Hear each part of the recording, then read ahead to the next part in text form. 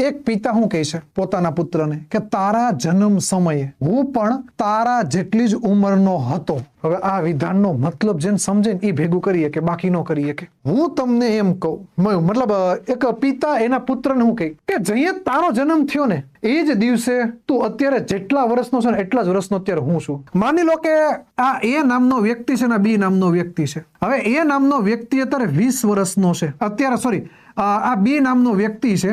હવે એ અત્યારે 20 વર્ષનો છે. અત્યારે કેટલાનો છે? 20 વર્ષનો. હવે આ એના ફાધર છે. એના ફાધર શું કહે કે તારો જન્મ થયો ત્યારે આ 0 વર્ષનો હતો. જન્મ થાય એટલે 0 વર્ષનો. તો ત્યારે તારી હાલની ઉંમર છે ને એ મારી હતી, એટલા 20 વર્ષના એના ફાધર હતા. તો આ બેયનો ગેપ કેટલાનો છે? 20 વર્ષનો. એ આજીવન રહી. તો અહીંયા પણ ગેપ 20 વર્ષનો થવો જોઈએ, તો અહીંયા 40 આવે. તો ઓલવેઝ ફાધર કરતા સન કરતા ફાધર ડબલ વર્ષના હોય. જ્યારે પણ આ વિધાન બોલાય ને ત્યારે આ વિધાન ઘણી વખત બોલાય છે. તો આ ક્યારની વાત કરે છે? એક પિતાએ તેના પુત્રને કહ્યું, તો એ હાલની છે. તો અત્યારે જો પુત્ર 1 વર્ષનો હોય ને તો એના ફાધર 2 વર્ષના હોય. પિતા અત્યારે 38 વર્ષના હોય એની હોય. પિતા અત્યારે કેટલાના છે? 38 વર્ષના છે. એટલે ગુણાકાર કેટલાનો? એટલે 19 નો. તો આને પણ 19 નો જ ગુણાકાર કરો તો જવાબ કેટલો આવે? 19. ઘણાનો ઉતાવળ એટલી બધી હોય ને 19 પર ટીકડી ઘૂંટી દે કે સાહેબ ઓપ્શન એ. પણ હવે તમે જરીક વાંચ્યું હોત કે ભાઈ 5 વર્ષ પહેલા પુત્રની ઉંમર કેટલી હતી?